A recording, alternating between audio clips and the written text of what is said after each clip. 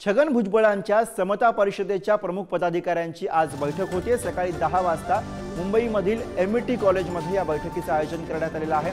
भुजबळांच्या नाराजीच्या पार्श्वभूमीवरती समता परिषदेच्या बैठकीला अर्थातच महत्त्व आलेलं आहे।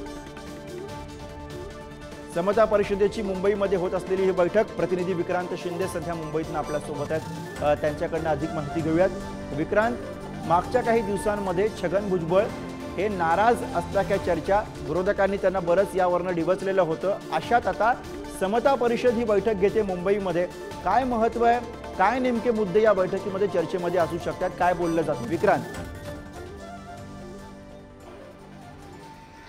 तुम्ही महत्व असं विचारलं तर महत्व तुम्ही जसं म्हणालात की छगन भुजबळ यांच्या नाराजीच्या चर्चा ज्या आहेत त्या मागच्या काही दिवसांपासून सुरू आहेत। या चर्चा नेमक्या का सुरू आहेत तर छगन भुजबळ यांना लोकसभेच्या वेळी सुद्धा छगन भुजबळ यांचं नाव आपण नाशिक लोकसभेसाठी चर्चेत असलेलं पाहिलं, मात्र तसं झालं नाही। उमेदवारी जी आहे ती महायुतीकडून पुन्हा एकदा शिंदेच्या शिवसेनेचे जे खासदार होते आत्ताच्या निवडणुकीपर्यंत हेमंत गोडसे त्यांनाच पुन्हा एकदा जी निवडणूक लढवण्यासाठी त्यांनाच पुन्हा एकदा तिकीट देण्यात आलं आणि त्यामुळे छगन भुजबळ यांचं नाव जे आहे ते पुन्हा मागे आलं।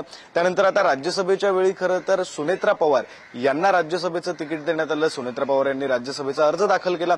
तो अर्ज दाखल करण्याच्या अगदी काही वेळ आधी ज्यावेळी माध्यमांशी छगन भुजबळ बोलले होते तेव्हा छगन भुजबळ यांनी असं म्हटलं होतं की मी नाराज नाहीये, मात्र मी इच्छुक होतो। माझ्यासोबत 13 जण आणखी इच्छुक होते असंही छगन भुजबळ म्हणाले। लोकसभेच्या वेळी सुद्धा छगन भुजबळ यांनी हेच म्हटलं होतं की मी नाराज नाहीये, मात्र मी इच्छुक होतो।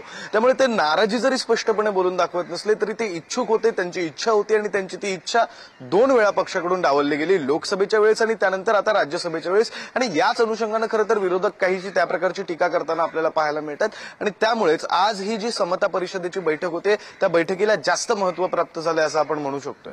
अर्थात त्यामुळे समता परिषदेमधनं या बैठकीमधनं नेमकी काय भूमिका आज मांडली जाते हे बघावं लागेल। धन्यवाद विक्रांत या सगळ्या सविस्तर माहितीसाठी।